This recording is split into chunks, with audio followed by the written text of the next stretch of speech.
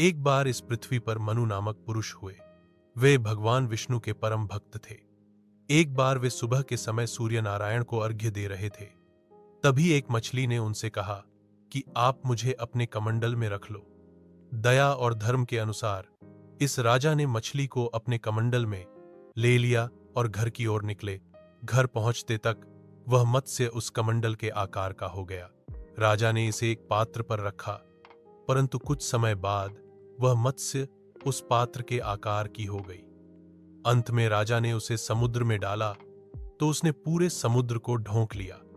उस सुनहरी रंग मछली ने अपने दिव्य पहचान उजागर की और अपने भक्त को यह सूचित किया कि उस दिवस के ठीक 7वें दिन प्रलय आएगा। तत्पश्चात विश्व का नया सृजन होगा। वे सत्यव्रत को सभी जड़ी बूटी, बीज और पशुओं, सप्तषि आदि को इकट्ठा करके प्रभु द्वारा भेजे गए नाव में संचित करने को कहा। प्रलय आए ही मत्स्य रूपी भगवान विष्णु ने नाव को स्वयं खींचकर इस संसार को प्रलय से बचाया था।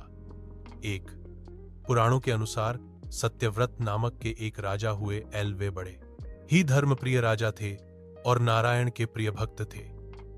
एक दिवस राजा जब नदी के किनारे सूर्यार्घ्य दे रहे थे तो एक छोटी मछली जल के साथ उनकी अंजलि में आ गई। राजा ने उस मछली को नदी के जल में छोड़ना चाहा तो वह मछली बोल उठी कि ये राजन, मुझे नदी में मत फेंको। यदि आपने ऐसा किया तो जल में स्थित बड़ी मछलियां मुझे खा जाएंगी। राजा ने मछली को अपने कमंडल में रख लिया और घर पहुंचते मछली का बढ़ने लगा और वह कमंडल में नहीं समा पा रही थी। तो राजा ने उसको एक बड़े से पात्र में जल के साथ रख दिया। पर यह क्या, जल्दी ही वह पात्र भी छोटा पड़ने लगा। तो राजा ने एक बड़े से जल कुंड में मछली को रखने का आदेश दिया और फिर जल कुंड भी मत्स्य के लिए छोटा दिखाई देने लगा। विद्वान राजा समझ गया कि यह कोई साधारण मछली नहीं है, अवश्य ही यह कोई देव है, और राजा ने मछली रूपी देव से अपने असली रूप में आने की प्रार्थना की।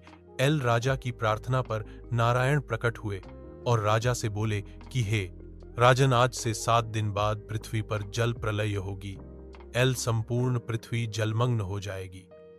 तो आप एक बड़ी सी नाव का निर्माण कर सप्तषियों, तमाम तरह के बीजों, पशु पक्षियों के जोड़ों के साथ उस नाव में बैठ जाएं। समय आने पर मैं बड़ी मछली बनकर आपकी नाव के निकट आऊंगी तो आप वासुकी नाग की रस्सी मेरे सींग पर डाल देना। मैं स्वयं आप और आपकी नाव को इस जल प्रलय से बाहर सुरक्षित स्थान तक ले जाऊंगा। भगवान के निर्देशानुसार राजा ने समस्त सामग्री एकत्र कर नाव का निर्माण कर उसमें सभी चीजों और सप्तषियों के साथ बैठ गए। नियत तिथि पर जल प्रलय हुई। चारों तरफ जल ही जल दिखाई पड़ता था। नाव में बैठे राजा बहुत डरे हुए थे तो सप्तषियों ने राजा को ढाढ़स बंधाया और नारायण की प्रतीक्षा करने को कहा। कुछ समय पश्चात एक बड़ी मछली नाव के इर्द गिर्द चक्कर लगाने लगी। इस मछली के मस्तक पर एक बड़ा सींग दृष्टिगोचर हो रहा था और राजा ने जैसे भगवान ने पहले ही निर्देश दिया था, वासुकी नाग की रस्सी बना इस सींग पर डाल दी।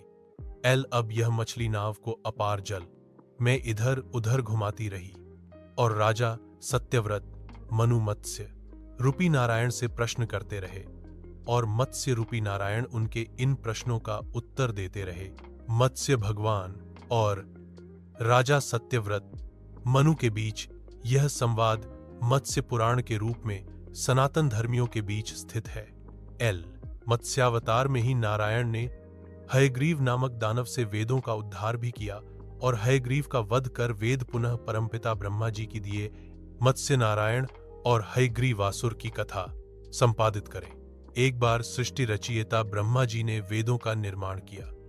ब्रह्मदेव के निद्रामग्न होने के पश्चात हयग्रीवासुर नाम का एक दैत्य वेदों को चुरा कर ले गया, जिससे संसार में पाप और अधर्म छा गया।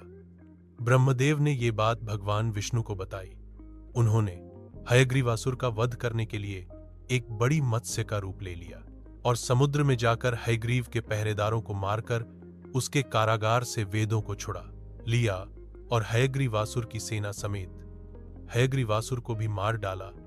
और वेदों को अपने मुंह में रखकर समुद्र से बाहर आ गए और वेद वापस ब्रह्मा जी को सौंप दिए।